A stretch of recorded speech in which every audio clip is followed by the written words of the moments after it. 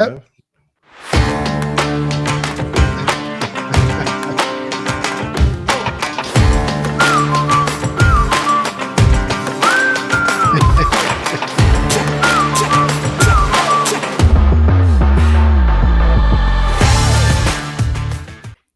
And how about now? Yes, now I think we're live. Now we must be live. Yeah. Now hold on. Now I got to do something here. Give me 1 second. We're live. There we go. Welcome to the ride. It's Chevy and Nasty coming to you live like we do every Tuesday night at 11, except tonight, a special start time of 11:11. See, that's got to be good luck, Jeff. After the day that we had, man, that's got to be a good sign. Oh, my God. Okay, we're here. It's showtime. Rubio says it's showtime. We had some of you guys waiting in the queue. It's like you said, it's 11:11. You know what, Sheldon? We're going to go straight to the poem because it's appropriate for where we are right now in our adventure. Shall we start the poem? You ready? You got it pulled up? You give me 1 second and that's the wrong one. Yeah, okay. Let's go, Chev. Okay, you ready? Much to our surprise, we made it back tonight. Sometimes it's a cakewalk, but like tonight, it's usually a 12-round fight. Much like the Oilers and their remarkable run, sometimes this show is ugly, but usually it's a lot of fun. Well, now that we're on, I think it's fun. I didn't text Nasty last week to jinx the Oilers' trip to the final, but I still can't believe that he doesn't know that Messi's first name was Lionel. Nobody knew that. Well, so much excitement across this great country for a Canadian team. Oh, so much excitement across the country for a Canadian team to win. Except for here in Calgary, we're cheering for the Oilers. Can be a sin. I got that shirt on too tonight. We didn't even call each other. And besides the hockey, we are ready for the start of the 3-down season. And with the return of Bo Levi Mitchell to McMahon Stadium, finally, we've got good reason to be excited, that is. For this week's ride, we are Chevy and Nasty, and we're always on your side. I think they're on our side, Sheldon, because they stuck around for 11 minutes of hell. You guys don't understand. Like, okay, so we're figuring this thing out, and there's a couple of steps. Now, Sheldon, you got to write these steps down. Like, should you write them down now while I rant and rave? Like, write down the steps to get us on the air while I'm ranting and raving. So you guys don't understand. We had everything planned. Today was probably the most planned show we ever had. We had it all set. We didn't even have to talk today. We didn't even have to talk. I called Sheldon and said, Sheldon, this show's a cakewalk. We got it. And we get on to poem, and then, whatever steps, and Sheldon's the technical guy, the guy on the technical side, whatever steps to get us onto the YouTube machine and the Facebook machine, which I should check now to see if we're on. Maybe Amanda can let us know. There's quite a few steps, and we're getting there, but it took a while. And it was so bad at one point. Sheldon's like, Amanda, I need a towel. I need a towel. Dripping wet. I need a towel. Sheldon was experiencing some man sweat. But we got it. So let's get the show on the road. We got a 59-minute show, a 49-minute show today. I don't know if Sheldon said he has no overtime in us, but we probably owe you guys some overtime for staying with us. So first of all, want to acknowledge all of you for joining us on the ride. Bruno was first man in, Jamin, Rob Evans, we got Rubio, and Todd Cozy joining us on the ride. So thanks for all you guys joining us. We got a good one tonight. I'm going to tell you, I fulfilled my promise. I did not text Sheldon once during the game. If you recall last week, I was texting Sheldon. It was Tuesday night. The Oilers were playing, and I was texting Sheldon show ideas and notes, and he just lost it. He came unhinged, and then the Oilers lost. And so I made a vow not to text him for the remainder of the series while the games are being played. And what happened? Yeah, you did your part. I did. You let me focus. Like our good buddy Cozy said on last week's episode, it's the force. When the other team's entering the zone, it's not just the 6 guys on the ice, the 5 skaters. It is everybody. Chef, we got to focus in, do our part. And I appreciate you doing that. I see, I don't know. It's stupid, right? Like, how can a person have an effect on a game? How can our rituals out there in the stands in front of our TVs affect the outcome of a game. But doesn't it just feel like it does? Oh yeah, absolutely. Absolutely. It feels like growing up a Montreal Canadiens fan, I used to turn off channels when the other team would score, change channels, come back. Like I felt like I had an outcome. Now there's absolutely no scientific proof to that, but you feel like you need to control something. And if I could make you feel settled and not text you. In fact, I got a text from my girlfriend because she's a huge Oilers fan. She was like, hey, yeah, it's a great game tonight. Like, it's going to be awesome. And she said, whatever you do, Brittany said, whatever you do, I sent you the screenshot. Do not text Sheldon. So I maintained. I didn't text you. I didn't even text you until the next day. Because you know what happened? Like, James just wrote in. He says, because if not, Game 7 would have been tonight. I'm not sure if that's true if Game 7 would have been tonight. Yeah, but if it would have been tonight, then we would have been kind of screwed, right? Yeah, it would have been tonight. It would have been tonight. So we got a great show tonight. We're going to talk a little bit about this Oilers game. We're going to talk a little bit about this Florida matchup. We're going to talk a little bit about the CFL and what's coming up on tap for that, and then finish with a couple of other things. So I hope you guys stick around with us. Again, we're going to apologize, but that's the last time we're going to apologize because you know what? We're staying up. Not just for us, but we're staying up for you too. So we're all in this together. And it's fun. So that the Game 6, I love a good Game 7. I wasn't praying for a Game 7 in this situation. I really wanted the Oilers to win. I was doing my part. That first goal by Connor McDavid. Oh God. McMagic. Disgusting. Yeah. Like otherworldly talent. That's why I'm pulling for the Oilers right now. Like I'm wearing an Oilers jersey, not because I'm a diehard Oilers fan. I'm definitely on the bandwagon.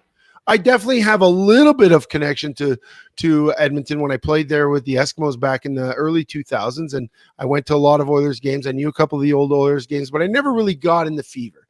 Wasn't an Oilers fan growing up. I loved Gretzky and stuff, but we didn't have the same type of access to, YouTube and replays and stuff, so I didn't really get in. But Connor McDavid, I don't care who you are, you got to be able to admire that guy from wherever you stand, even if you're in Calgary. If you hate Connor McDavid, it's because you're jealous. I'm convinced of that. Yeah. If if you're a Flames fan and you absolutely hate him, it's because you wish you had him. That's literally what it is. Because what he did on that first goal and what he does, night in, night out, it's nothing short of phenomenal. And that's just it. He went into traffic. He's got the ability at full speed to cut in front of the net and go between guys. And that little dipsy doodle, like my 16-year-old son, who's just starting to get into hockey now, right? He'd never played hockey. Yeah. He's just starting to watch it with dad, right? And he's like, oh my God, Dad, what was that? And we had to rewind it and watch it like 3 times. And I'm like, dude, that's just what this guy does. Like he is ridiculous. And it's not just the stick handling, it's the speed that he's going in and out.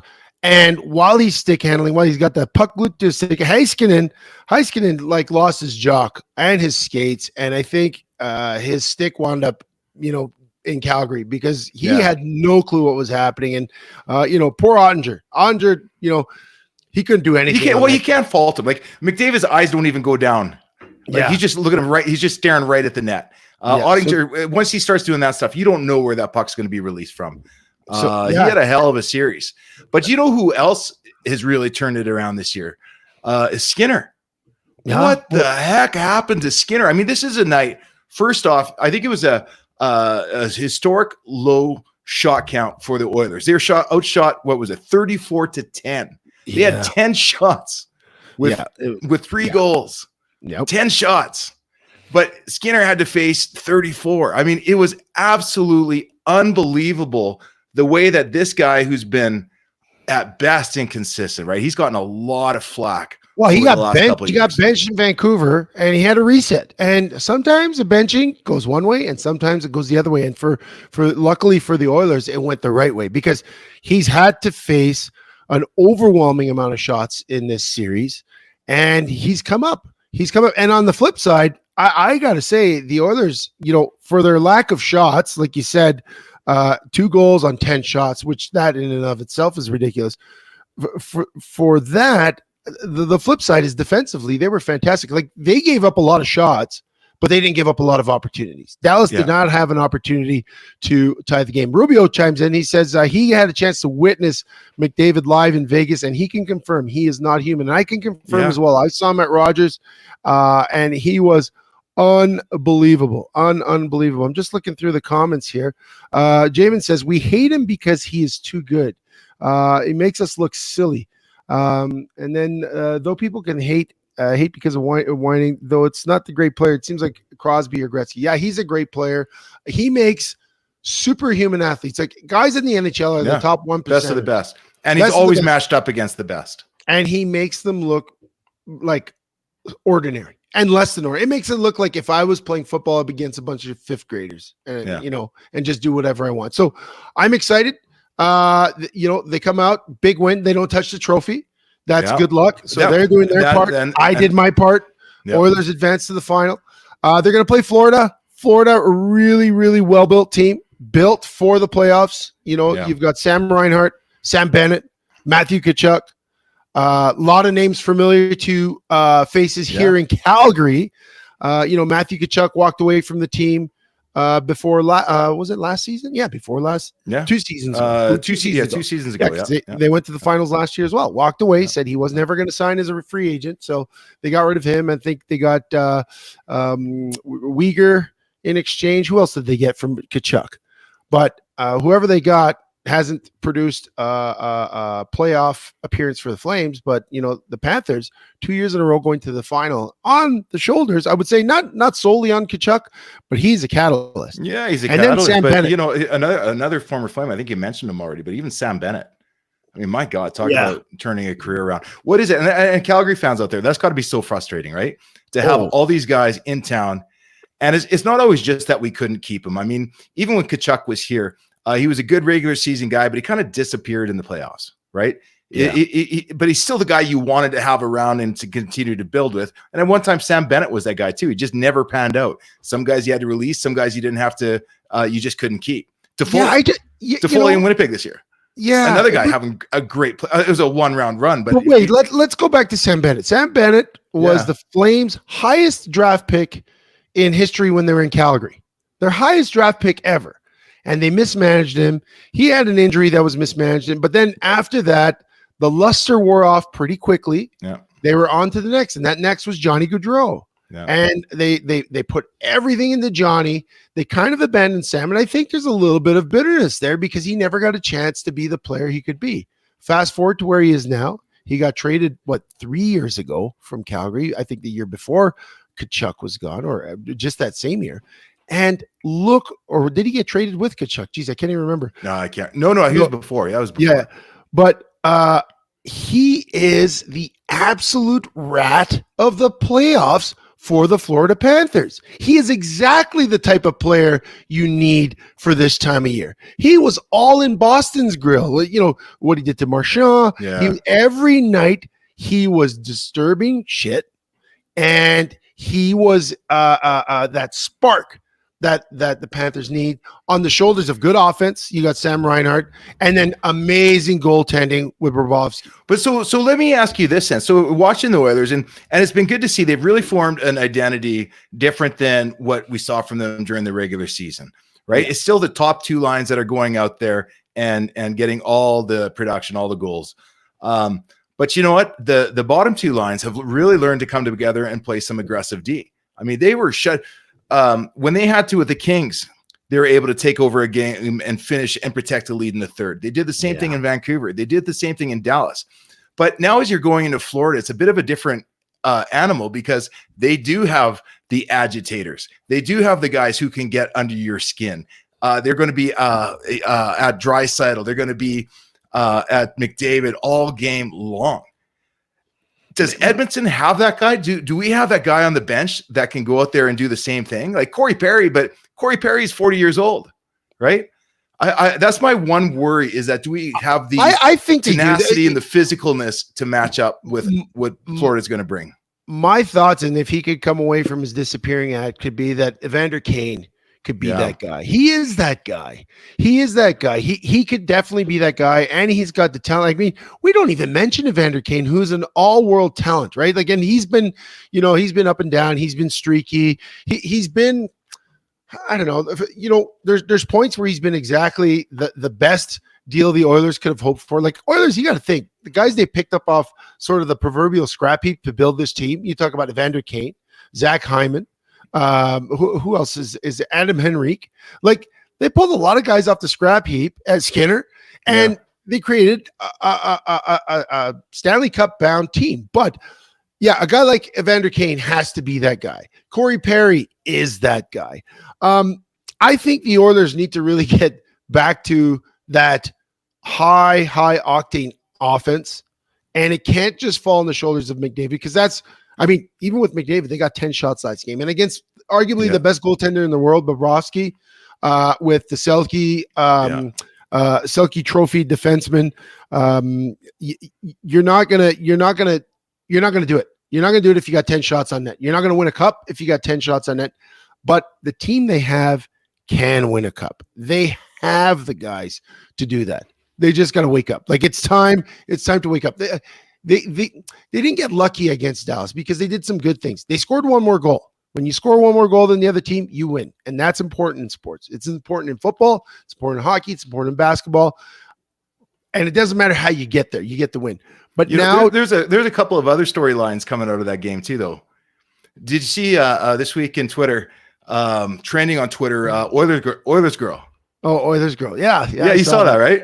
I don't know if any of you saw that out there, but Oilers girl, just for some context, Oilers girl was, I think it was a game 5, actually. I did a little research. I wanted to, had to make sure, like, I was really down to the bottom of this story. But Oilers girl, I guess in game 5, Oilers fan, and, caught up in the excitement of the Oilers kicking butt, taking names. I guess she flashed her boobs for all to see, and I guess all to film, and it made it to social media and the airwaves, and next thing you know, she's trending. And Oilers girl is, just like you talk about me not texting you, like you talk about the Oilers not touching the trophy for the next round. Oilers girl has now become a thing.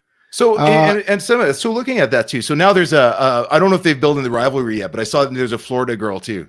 Right. Oh, I don't know. I didn't do that much research. Did you do that much research? Well, it was on the same post that I saw. It was just comparing them, right? And then a bunch of comments. But you remember 2004. 2004 was my first second season, I guess, in Calgary, right? Yep. When they're on the run, and the Red Mile just goes crazy. All of a sudden, the girls can't keep their shirts on. Guys are up walking the Red Mile until all hours of the morning. And it gets me thinking about it, Chev. What is it about people, humankind, that when something exciting happens, that girls just like, I don't know, their excitement in this is, okay, I'm gonna flash my boobs. Well, is that a normal thing? Because they do that. Montreal, they must have done that all the time. I'm not going to open this door too far open. I talked to my girlfriend about that. I talked to Brittany about that. I said, because I was like, well, I was curious. I was like, Brittany, did you hear about Oilers girl? She's like, oh yeah, like I heard about it. It's everywhere. And I said, what is the thing with the girls flashing the boobs, like, and she's like, I don't know. I don't get it. She's like, I wouldn't do it. But it is a thing, because I know in the Red Mile, that was the first time that I really heard about that. Back east, I never heard about that. Obviously, when you think back to Mardi Gras, the whole thing where you collect the beads and the girls flash the boobs, that's a thing. I know that's a thing. I never experienced it, but I know that's a thing. The Red Mile was a thing, but I got here in 2005, so I missed that. But yeah, this was who knows how it's going to play out. From what I'm understanding, her, I don't know who she is, and I don't believe she's come forward with her name, but people are trying to figure out who she is. She's got her 5 minutes of fame. I think James got her profile picture there on his avatar there, if you're following on YouTube. But I have a theory about this, and I don't know if I'm right or wrong. I'm not that smart a guy. I kind of know a little bit about biology and primal natures, but for me, I guess the only way I can explain this is when your team's on a tear. You're a guy, right? You're a fan. You're not a player. Your team's on a tear. You're doing something great. You leave a concert. You leave a game. What do? You get drunk and you start feeling like you're bulletproof and calling everyone on, right? Testosterone comes out if you're a man. And men do really stupid things. They get in fights, they get arrested, they do make bad decisions with their vehicles, and bad decisions with the people that they're around. I guess maybe this is just the peak girl, like the opposite reaction. If you don't have too much testosterone, I guess you have.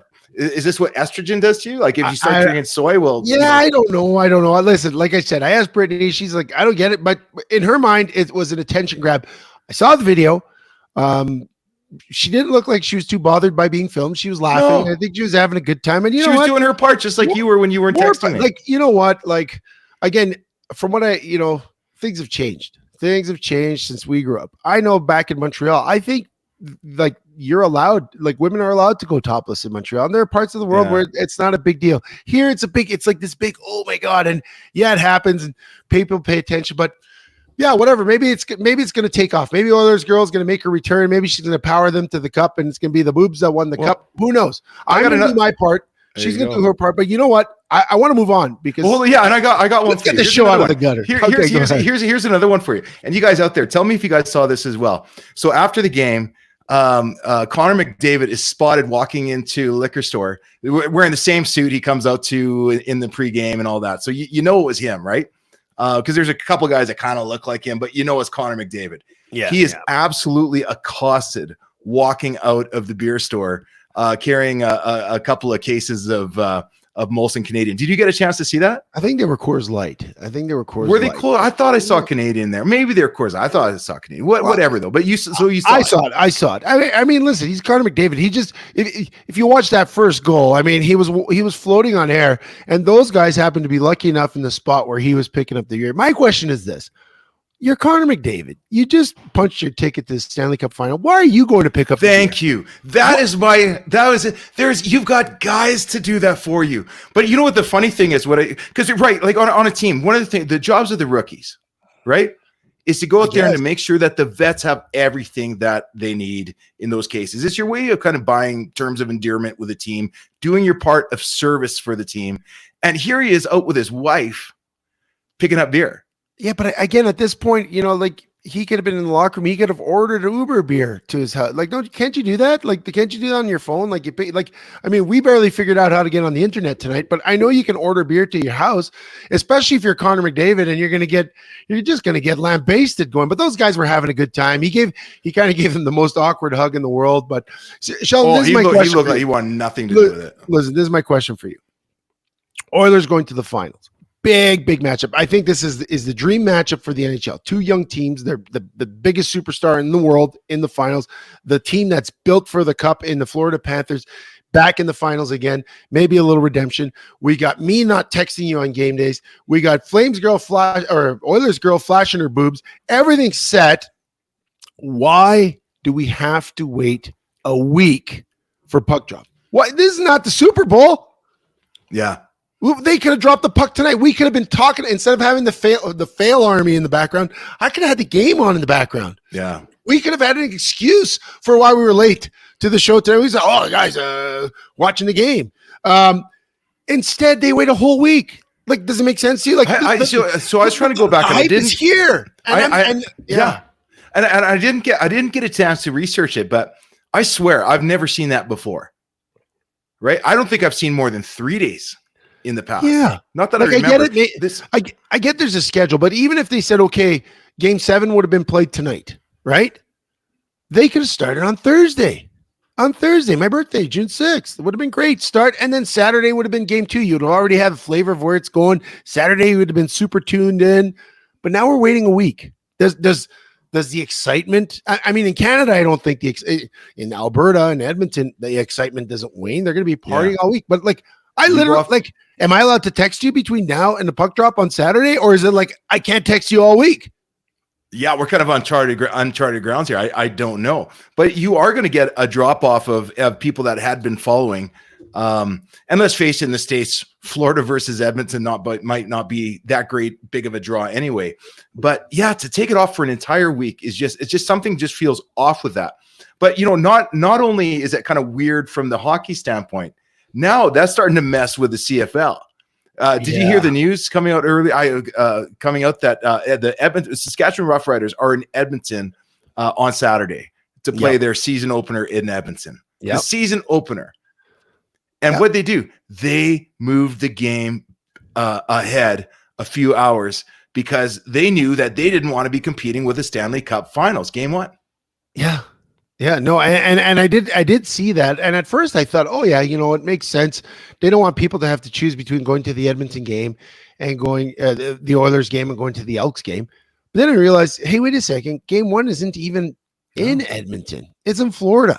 They're moving it down for the TV crowd. They're also moving it back because they know that people will still choose to stay home and watch the Oilers than go to the Elks game. Would you agree? Like, I and is that the state of the CFL? Like, we're competing for entertainment dollars. We get it. And on our season opener, we have to back off. Is that like? I mean, I know it's not a great thing, but is it a terrible thing? Does it mess with the not the professionalism, but the legitimacy of the CFL in your eyes in the modern sports scene, or is it just a smart business move? I'm big on being a realist, right? And we both played in the CFL, love the CFL, all that stuff. But come on, man, this is like game 1 of the Stanley Cup Finals. It's captivating the country, right? In most markets, that's just a smart business decision, and I think the Rough Riders had to play a part in it as well to agree to change the game time, because it changes everything. It changes, it could in some cases even change when you plan on getting into town if you made the game too early. I think in this game it's a good decision, because if you look at from the standpoint of the fan, like I want to see both, right? If I'm a Rider fan, I want to see both. There's going to be Rider fans that are absolutely cussing out the Elks and then throwing on their Oilers jerseys to party and watch after the game. I mean, that's just the way it is. And so from this standpoint, I mean, let's say Edmonton might go 2-0. It might be a great day for the city of Edmonton. Okay, wait a second. Let's change the scenario. Okay. If you were if it was a home opener between the Oilers and the Stamps, and the Stamps were being asked to mutually agree to change the kickoff time, do they agree? Do they agree? Are you talking about with the Stamps, like with the Elks and the Stamps? Yeah, I'm saying. I think they Chev, they'd absolutely have to, because television revenues, even. Yeah. Right. Like it's not just people that are in the stands, right? It would definitely affect that. It would even affect that in Calgary, because there's a whole lot of season ticket holders that change jerseys when teams like the Riders come into town, and if you have Saskatchewan roots, there's a good chance a few of them are going to be Oilers fans. Yeah. But even from television, you just can't compete with this. And again, it's been over 30 years since a Canadian team has won the cup. 6, 7, 8 times, I guess. We've been close. Over the last 30 years. But this is kind of huge. So yeah, this is going to trump even opening week of the CFL. Week 2 or week 3, forget about it. Right? You might as well just give everybody a bye. Yeah.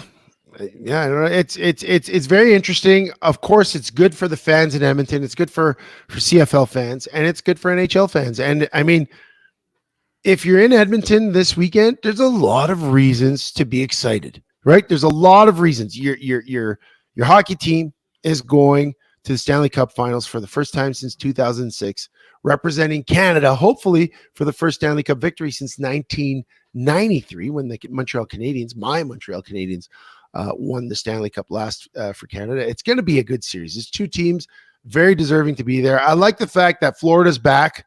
I know what it feels like to be that team on a mission after you lose the first year in the championship. So that's going to be a storyline. They haven't changed too much from last year. And, the Oilers, on the shoulders of Connor McDavid, I think that's super exciting for Edmonton and their fans. I'm going to say one last plug for one player that I really appreciated watching on that, I believe was Saturday night's game, was no, was it Sunday or Saturday? Maybe Friday. No, it's Friday night. Sunday. Friday night's game. Sorry.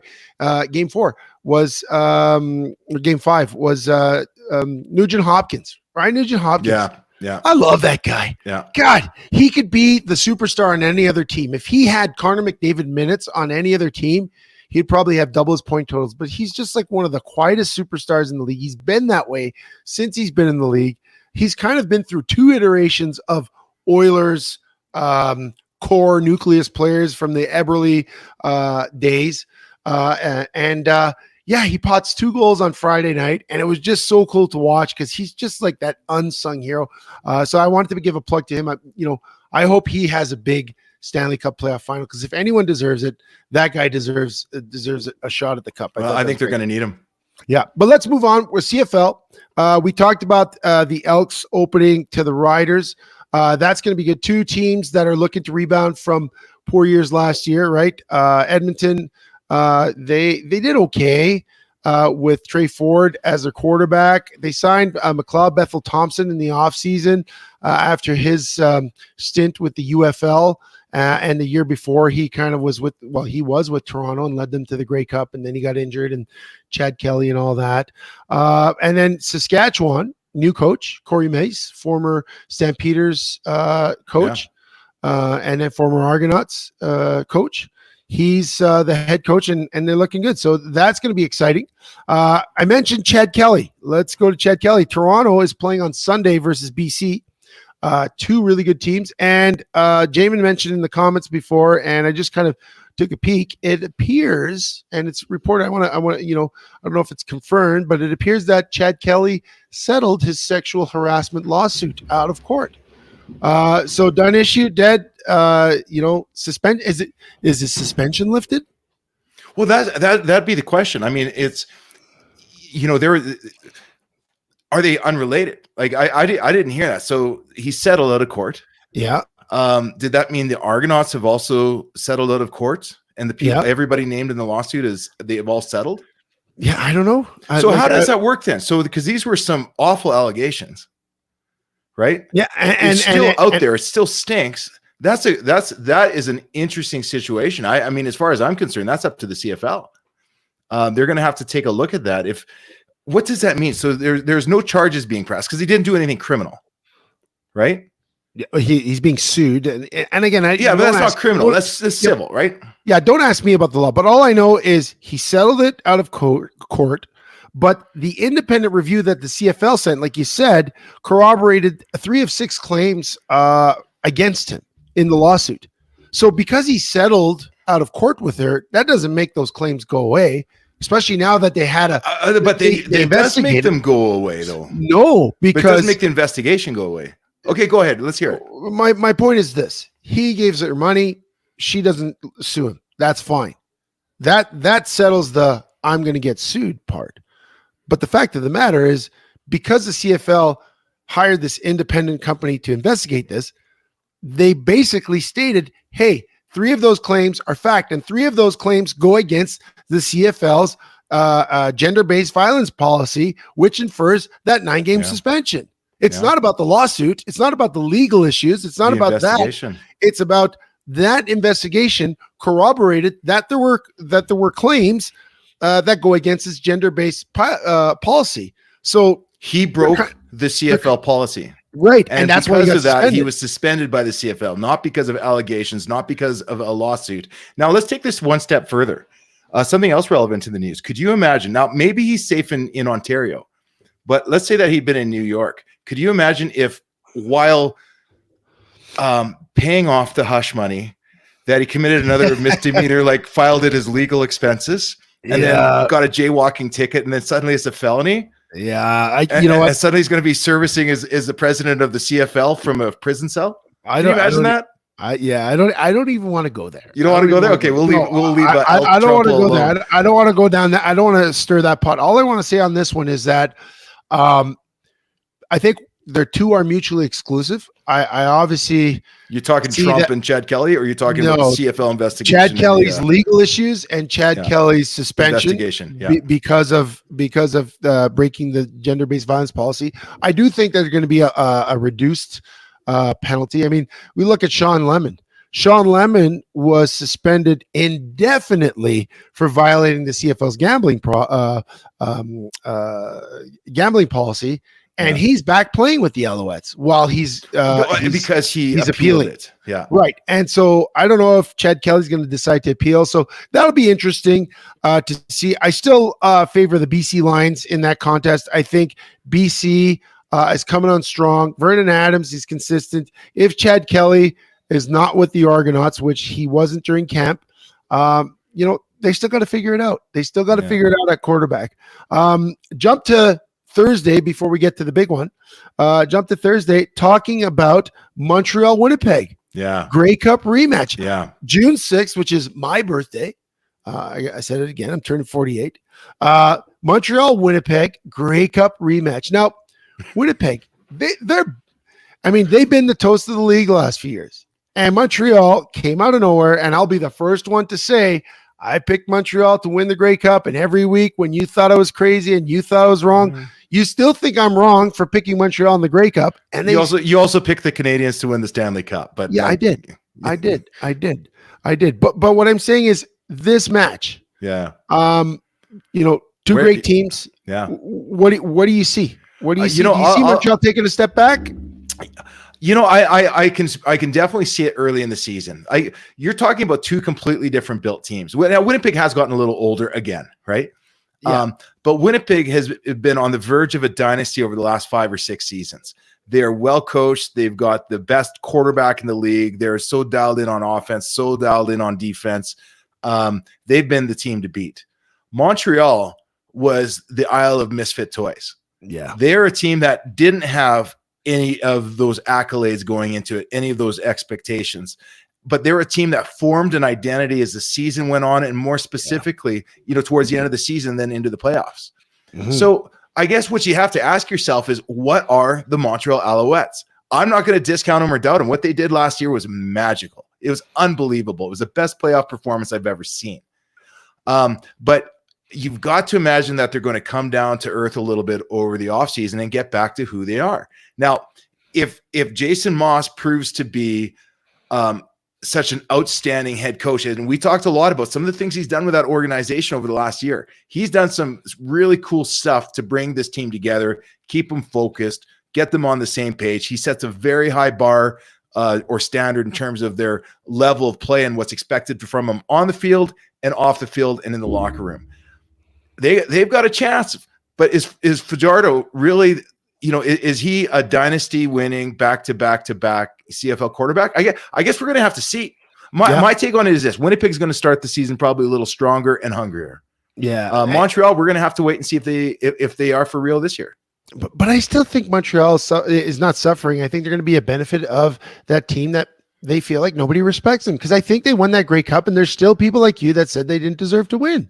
And I think I didn't say they didn't deserve to win. I'm just saying they shocked the world. They did shock the world, and I think that they wear that. They wear that hard. They wear that heavy, and I think they'll still bring that into the season. I don't think we are going to make any predictions before week 1, but I'm definitely interested to watch how these 4 games play out this week.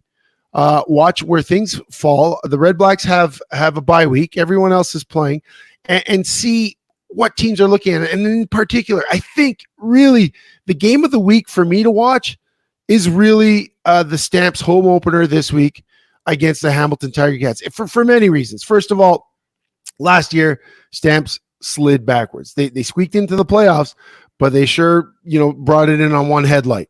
And Jake Maier has a lot to prove this year. He was given the reins. The Stamps got rid of Bo, who had been their franchise quarterback for years, championship quarterback. Got rid of him. He went to Hamilton.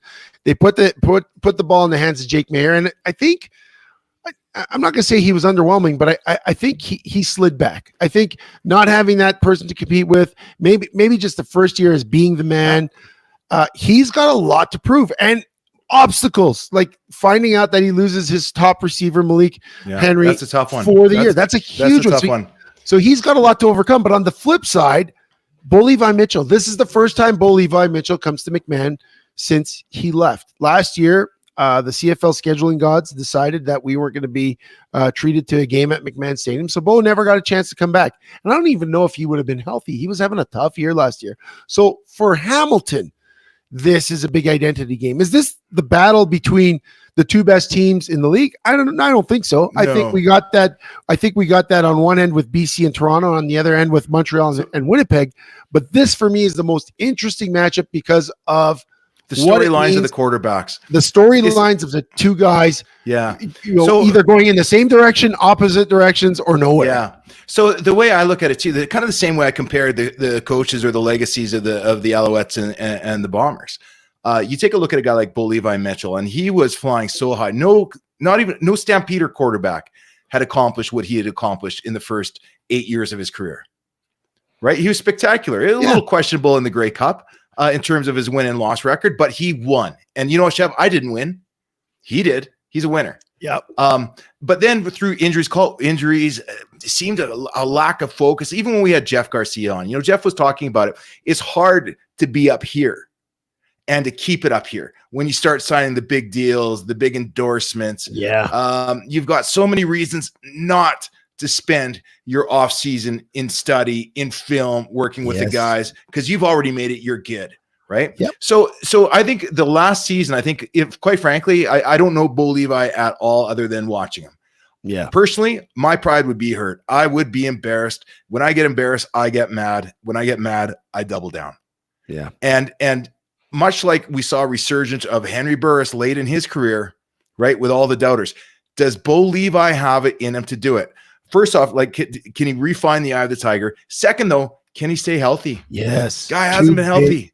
Two big questions. Two big questions. And, so and I agree. This is a big test for him to come back home. I think this is the perfect test for him. This has got to, the year before when he goes to Hamilton and he looks at the calendar and he says, man, I can't go back to Calgary and prove them wrong. I don't have that. But this year he saw that well in advance. He knew, if I was Bo, the minute the schedule was released, this is me, like Randy Chevy, when I schedule a vacation and I decide, okay, I want to look good for the beach, I'm training for that date.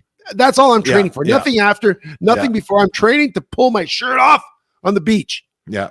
That's what Bo Levi Mitchell should have been doing the minute he realized that he is coming to McMahon Stadium on June 7th. Circle that date and train like Rocky, the montage, to come back and prove us all wrong. Did he do that? I don't know. We're going to find out on Friday. And for Jake Mayer, he's got a little bit of pressure. The stamps. So if I could, here's the difference. So I was giving my takes on the two quarterbacks. Jake Mayer, I see, is having a different problem. So Jake came in, and everybody knows he's a cerebral guy. He understands the game, and he's got an arm. But he's a case of, did he have too much success too early? When he came in and he played well, and they ended up benching Bo Levi and trading him. But ever since he's been handed the role, he's never really been able to accomplish much. Last year, I was critical of him. And I like the guy. I want to see him succeed. But last year, he came into training camp talking about, I understand the great legacy of quarterbacks and the Garcias and and Dickinsons. And I'm like pulling my hair out. I'm like, dude, that is not what Connor McDavid is saying going into a season. He's talking about his role, his team's role, and what he's going to do to get better. This year, he talked about training with the receivers, but really it was just good to see the guys and hang out afterwards. I don't know if he's quite gotten to that mental state yet to put all those amazing physical gifts he's got into focus. Yeah, it's just the CFL. This isn't the NFL. But you know what? If you want to be great in the CFL, you have got to focus, make some sacrifices, put the work in. Did he do it? Yeah, I don't know, but and you know what? This reminds me of a conversation, and it was your words last year when you were talking about Vernon Adams and the difference between what Jake Mayer was saying coming into the season and Vernon Adams did. And Vernon Adams had a fantastic season, considering he had always been dealt a tough hand, right? Injuries, trades, you name it. He bounced around the entire CFL. In BC, he winds up behind Nathan Rourke for a season, putting in some spot work while Rourke was hurt, and then Rourke leaves. And last year, you mentioned that Vernon Adams said all the right things and did all the right things. Are we going to get that out of Jake? I don't know. That's why I think Friday night is so captivating. That's why I'm going to be in the stands on Friday night, because you know what? Thursday's my birthday. Friday, I'm going to celebrate. I said it again. Thursday's my birthday. Friday, I'm going to celebrate. I'm bringing my kids. I'm bringing Brittany. I'm bringing her kids. Her kids have never been to a football game, so we're going to have a blast in the stands. I'm really looking forward to the excitement. It's going to be fun to celebrate. Speaking of celebrations, Sheldon, a good friend of yours, former business partner, friend Lance Barrington. I saw it on Facebook as we're getting set up for the show. We talk about our show being a show that not just talks about sports, but we lean into men's issues, men's health issues, men's mental health issues. Lance Barrington announced that he's celebrating 2 years of sobriety. today. So congratulations, Lance. We know that is a big struggle for many out there, and any of you suffering with alcoholism or going through any challenges. I'm not even saying that necessarily he was struggling with alcoholism, but to me, that's a perfect example of a guy. He's got 10 years on me, but he's still focusing on self-improvement. Yes. He still wakes up in the morning and says, I'm feeling like Bo Levi this season. I feel like I've lost the eye of the tiger a little bit. I feel I'm getting injured a little bit. It's never too late to say, I am going to commit to something. And for those of you, I'm sure there's a few of you guys out there that have given up something like alcohol or sugar or whatever. You know how hard it is. Yeah. It's hard. You have to change your way of life. You have to change your way of thinking. So what are you guys celebrating? Anybody out there tonight? We got Bruno there and a bunch of you there. You guys celebrating anything this week? Like we talked about Lance, celebrating that we're on the air tonight because we almost didn't make it. And if you're here, never given.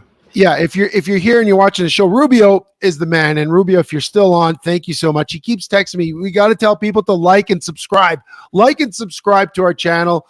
Catch the shows. And if you don't catch them live, the best thing is you could just pick them up the next day or that night. Download them on YouTube.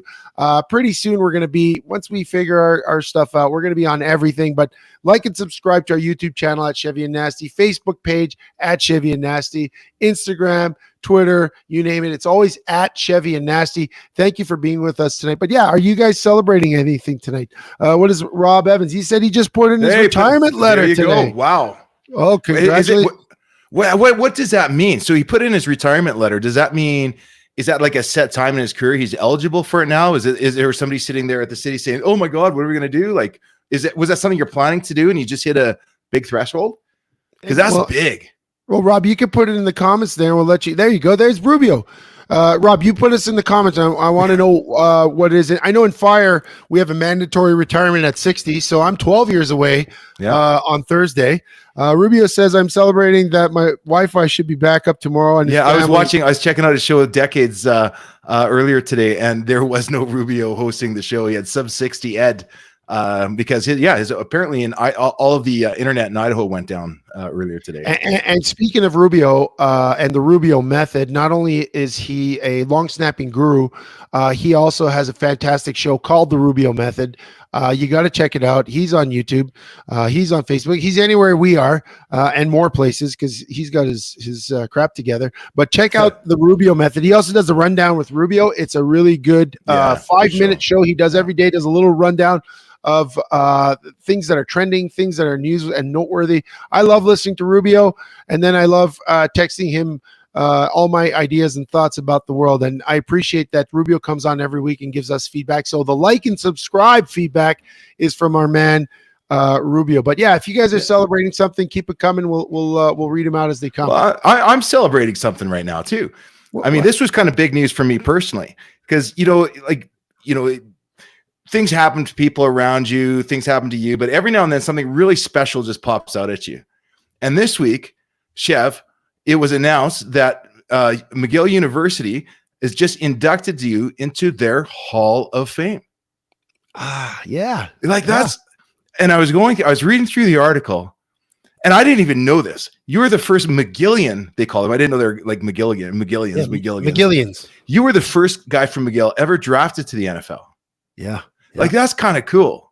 That was super and that was at a time when Canadians weren't getting drafted out of Canadian universities. No. So never. Not only that, they didn't name all of them, but they gave you 27 different football related awards. I don't know if those are just player of the games and all this stuff, but I know college football, you probably played 40 games and you got 27 awards. Yeah. That's pretty cool. Yeah. And that you were male athlete of the year in 2000. You won the JP Metris Trophy for outstanding lineman.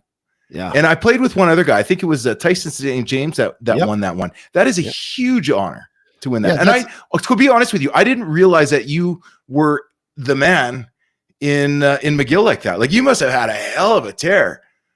Yeah, no, it was quite a career, Sheldon, and I appreciate that. I appreciate that you brought it up. Let me ask you this. So how do you find out about this? How do you find out about this? Did they contact you and let you know you're in the running for this, or or are they interviewing you or anything like that? Or do you just get a letter one day? Like how did they let you know that you're officially in? And how old is McGill? 100 and how many years old to be in their Hall of Fame?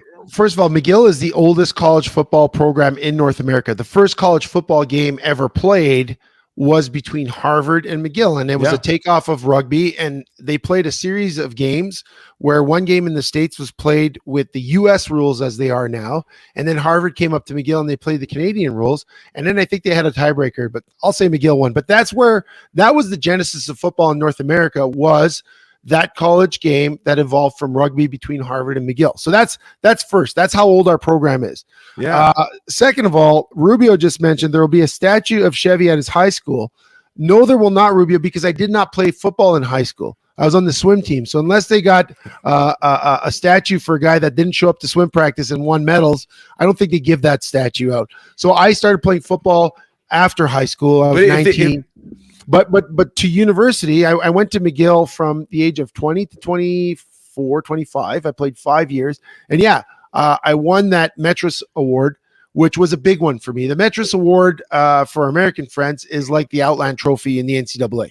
Yeah. Lineman of the Year in Canada, offense or defense. And that trophy got me not that trophy, but my performance in my final year also got me invited to the East-West Shrine Games. You played in 2 of those American All-Star games, didn't you? Only one. Just The East-West, which was the oldest U.S. college All-Star game, and they always invited 2 Canadians in those days. And I went there with a guy who wound up being my teammate in Edmonton, Dr. Carlo Pinero. He was a teammate of mine with the Riders. We went to the with the Riders. We were together. Yeah. Dr. Carlo Pinero. He's the Edmonton Elks team doctor now, but a great guy. We were the 2 Canadians at the East-West Shrine game. It was great because, again, I came into McGill with 1 year of football experience in my life. 1 year. And I set some lofty goals. I told Coach Bailey, who was a great coach at McGill for 33 years, in my first day meeting him, I said, I want to be the Rookie of the Year. And I said, by my 5th year, I want to go to the East-West Shrine game. That was my goal setting. That was the first time I set a goal. And from then, my career had a lot of ups and downs, those awards you mentioned are very meaningful. And my performance at McGill is meaningful because there was some, I had almost a career or a life ending car accident 3 days before training camp in my 3rd season. And I made it back to play the season. In my 5th season, going into my draft year, and I don't want to talk too much about tonight because I think we'll do an episode on that. I had been stabbed in the summer before my draft year. Yeah. And for all intents and purposes, I should have never played football again. And I came back my final year and I won, Lineman of the Year, Defensive Player of the Year, Athlete of the Year, all that stuff that you mentioned. A lot of it happened in my 5th year. And that was the year that I almost died, right? And then everything took off from there. So it's a tremendous honor. And when I found out, they had been talking to me for a number of years. To tell you the truth, they had been asking me probably for at least the last 7 or 8 years. And I kept telling them, I don't need a Hall of Fame. It wasn't a big deal for me to be named in the Hall of Fame. I thought, it'd be nice, but I wasn't I got to be in the Hall of Fame. So I kept putting it off. I just kept putting off. And then this year is when it hit me. I thought about my mom. My mom is 84 years old, and she's an amazing woman, but she's got some health issues and stuff. And I thought, you know what? I think I've got to do this because I want my mom there for this moment. My mom hasn't been around for my professional career because I was gone from Montreal for most of my career, living in Calgary. I'd see her when I played in Montreal and that stuff, but she was there for my career at McGill. She made pasta and lasagna for my entire team.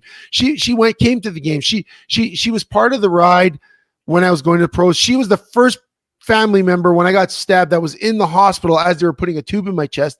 My mom means so much to me that the script flipped. And I was like, I got to do this because I want my mom there for it. So I called them up and I said, you know what, guys, I'll make myself available this year because I would love my mom in the crowd. And that's kind of how it went down. And then they still had to put it to a vote because they had a number of athletes that they were nominating from different teams throughout the history of McGill and all the different sports. But they voted for me. So I'm very honored. And again, very honored mostly because I want to be there with my mom. I want her to be in the crowd when I accept that award. And that's the main reason for this, that I'm truly happy to accept it, because I know it'll make my mom proud. I wish my dad was alive to see it. And that's what I thought about as well. Like, my dad's going to miss this. And that was important. That would have been a big deal for my pops. Yeah. So I get it. I'll tell you what, Chev, congratulations. Cause that's not a small thing. It's a big thing. A lot of times, like when you play, you kind of push those things off to the side. I have multiple game balls that just ended up being my kids' footballs. Just stupid stuff. I never took the time to appreciate some of the successes. My wife last year was nominated to be white hatted for the city of Calgary. Oh, right? Wow. That's an honor. Yeah, that's a big deal. Because of the work she does at WestJet. She's like, I mean, if you ever fly WestJet and have a problem, you want my wife on your side. She's amazing, but she didn't go. Why do I need somebody to give me a hat to tell me I did a good job? Just buy me lunch, but in your case, the way that you're looking at this, one, it's an honor because of the prestigiousness of the school, but yeah, you're sharing it with the people that are around you. Your kids are old enough now to really get and appreciate what you're doing. Right? And they may may not come. They may or may not come to Montreal, Fred. I hope they could be available. Well, listen, buddy, I'll be your plus one. You get me a ticket, like a Hall of Fame ticket down there, and I'll be your plus one, buddy. Well, my mama's my plus one. She's my plus one for that event. But yeah, that's truly why I did. But it is very special. And to think back to my career at McGill, my only goal when I started there was to try and get to the East-West Shrine Game, and that was like the most impossible goal to set, because only 2 guys from Canada ever get drafted. I had only played 1 year of football in my life, but I never set goals in my life. That was the first day, my day that I met Coach Bailey on my first day at McGill. I started on January. I started as a winter, like an early entrant, because it was easier to get into school in the winter semester. I met him, and the first thing I said is, Coach, I want to be the rookie of the year. By my last year, I want to get to the East-West Shrine Game. And he kind of looked at me. He took a big puff of his cigar, and he's like, well, if who knows what you do if you practice. That's all he had. Like, he knew it was impossible, right? But for me, I set the goals, and then I went after them. And, a few times in my life, I've been hungry that way. I think I was like that when I got in the fire department and a few other ways.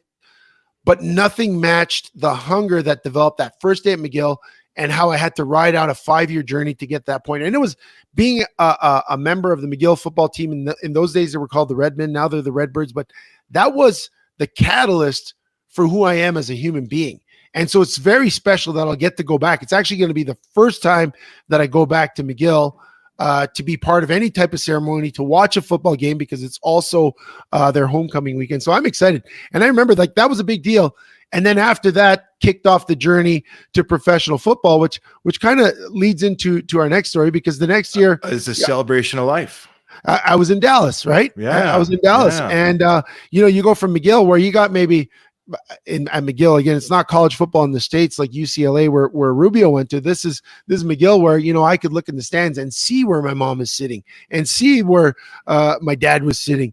We maybe had, I don't know, 5,000 fans at a game, if that, on a good day, maybe 15 if it was like a big game against Concordia. But to go from there to the Dallas Cowboys was a ridiculous transition. Transition. And we're bringing up the Dallas Cowboys, folks, because in terms of celebrations, a celebration of life.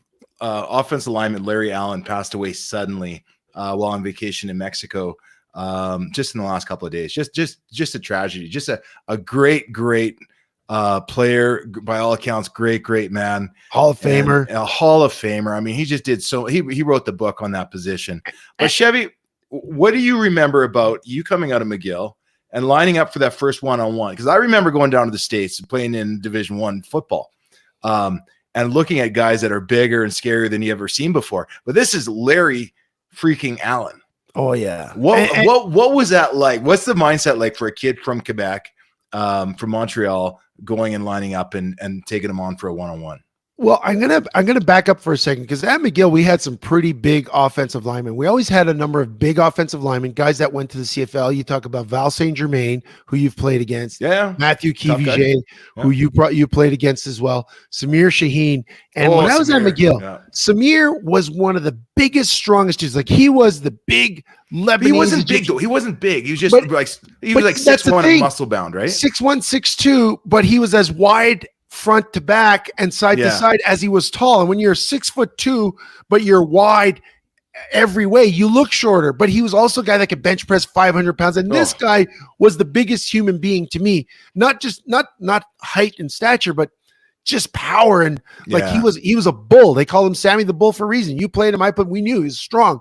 And that to me was like the epitome of power until I walked into the Dallas locker room in 2001 and I had to do inside run against Larry Allen, a human being that bench pressed over 705 pounds. And if you haven't seen it, go on YouTube, type in Larry Allen bench press. It's the first video that's going to pop up. And there's a series of him warming up with like 690 pounds and then 700 pounds and 705. I think he hit 725. So it's training camp.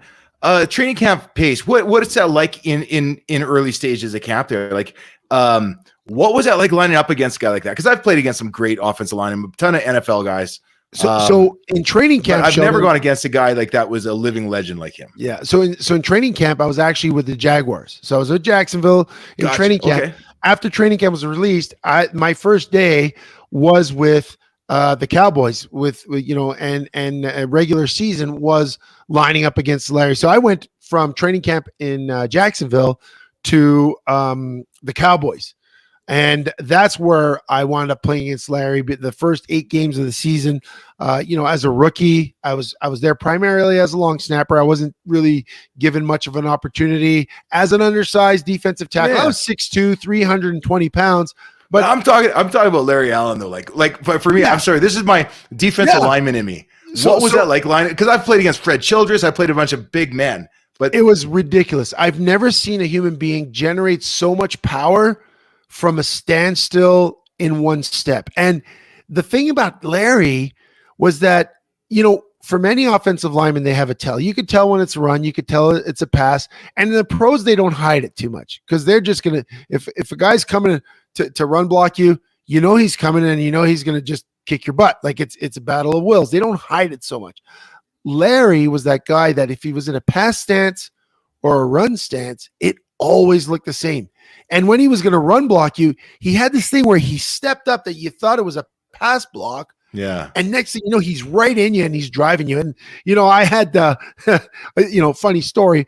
I'm lining up inside run. I've got Mark Stepnoski, who's the center, and he was with with the Cowboys forever. He was about 250 pounds. He was a skinny twig. He looked like a biker. He had long hair and he had his taped up elbows, taped up knees. He did not want to work in practice. So I got the center, Mark telling me to ease up.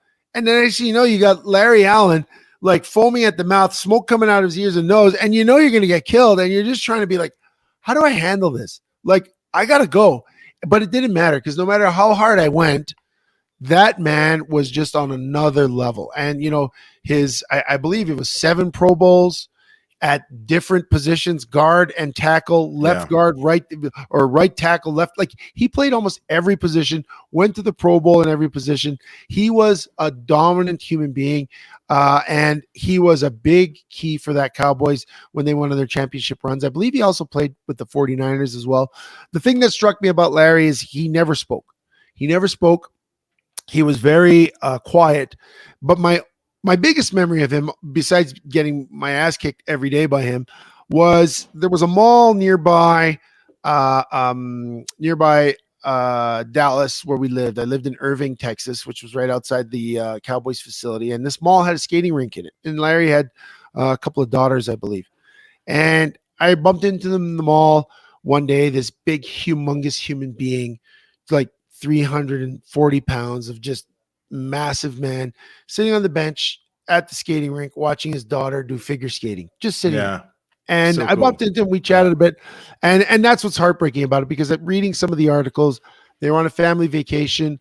Larry passed away. I don't believe it's mentioned, and not to speculate, but he was a big human being, and a lot of our former teammates, big guys, you think cardiac issues, sleep apnea is something that affects a lot of guys that had trouble bringing the weight down after their careers. It's stuff that we have to worry about, right? We're big guys. Our hearts pump harder. There's a lot of body to push oxygen through. And, I don't want to speculate. It hasn't been released, but a lot of times when I think of a former teammate who was an sure. offensive lineman. Yeah. You think a cardiac issue, dying in their sleep. So again, very sad. He was a young man, 52 years old.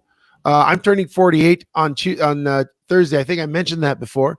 And that's only 4 years away from him. Sheldon, you're turning 50 this year, right? I'm turning 50 this summer. So that's, I think that's a reminder that, you know what, one of the biggest, baddest dudes that played in the NFL at 52 is passing away. We talk about men's health. We talk about mental health. Do your blood work. Get your heart checked. I did my blood work this year. I went to see my doctor. There's a couple of things I want to follow up on and follow up on it. If they say, hey, schedule another blood test, come back to see us. Like, I've got to go see my doctor again for a couple of things. And it's important. I know we tend to think, oh, we're invincible, we're untouchable. We talk about that phase of life. We've lost 4 or 5 teammates here in the last year. But not just teammates. We're in the phase of life where we're friends, our peers. We're heading into our 50s. The health concerns that we looked at growing up, say, oh, so-and-so's dad, so-and-so's father, so-and-so's whatever. We're in that age group now. I had a health scare 2 years ago, right? I had a tumor in my neck removed during COVID that I was kind of like not paying attention to, thinking about, is there something there? And I became more aware of my health, but then I backslid a bit. I got the tumor removed. I'm like, I was free. It was clear. I'm good. No, I'm not good. You got to constantly get checked. Go see your doctor. Go do the blood work.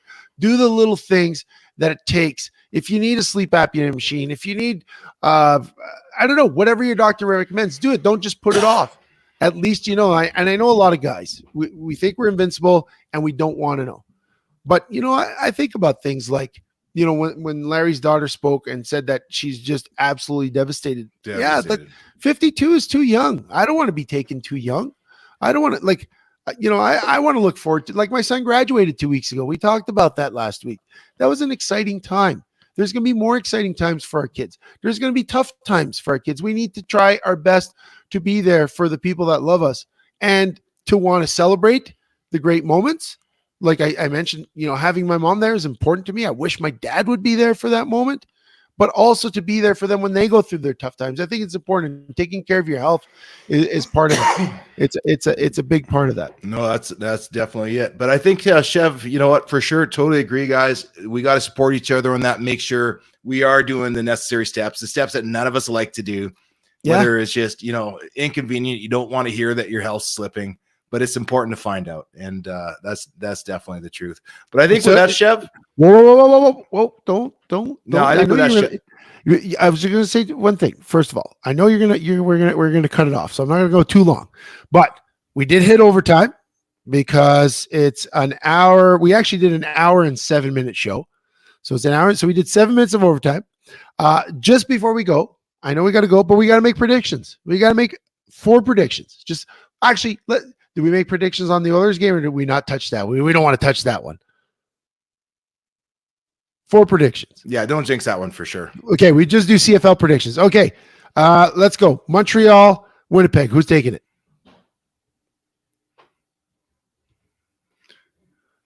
I'm going to jump on Montreal on this one. I think they're going to come. I think there's a little spark now. I think they want to flex their muscles a little bit. I'm still not totally sold on them, but I hope it's the real deal. Well, I'm gonna go Montreal too, but I know Winnipeg's gonna come out hard. I gotta take notes on this. Okay. Yeah, take notes. So we're both going Montreal. Hamilton, Calgary on Friday. I think Calgary's just had too many late changes and injuries. I think Hamilton's going to get this one. You've got a motivated Bo Levi Mitchell with a full complement of receivers that have been there all camp. I hate to say it, but I agree with you. Shoot. Okay. Saturday. Edmonton hosting the Riders. Okay, Riders. I'm going with the. Well, you don't have to disagree just to disagree with me. Do you really think the Elks are going to win their home opener versus Saskatchewan? You know what? I think Sask has a lot more to prove. I think the Elks were doing pretty good last year. I think they're starting at a higher point. So they got McLeod Bethel Thompson, right? Yeah, it's not like he's been sitting on the couch. Sask has Trevor Harris, but you know what? I'm going to take Edmonton in that one. I think Edmonton. Okay. BC Toronto. BC. You taking BC? Yeah. Yeah, I'm going to go BC as well. So the only place that we differ is Sask Edmonton. That's a good one. The predictions are in. They're locked. We want to congratulate again Rob for filing his retirement. Thank everyone for joining here. Rob, we really appreciate you tuning in, and everyone else, Rubio, Bruno, Jamin. Ernie Regas. Ernie Regas woke up for the show just as we got on. You guys make us happy. I hope we make you happy. I know we fumble through this thing, but this ride, it's a good time. We appreciate doing it. I had a migraine all day. You know, I was dying, and somehow I'm awake for the show. So I love it. Sheldon, I'll let you wrap it up because I'll never wrap it up if I had. That's all for now, folks. Guys, be good to each other. Stay tuned. There is some talk that we might start coming out on Monday nights, but we'll give you guys lots of heads up and lots of notice before we just go and change it on you guys. Thanks, guys. If it wasn't for you, we wouldn't be here. We had a great time and hope to see you guys all next week right here on the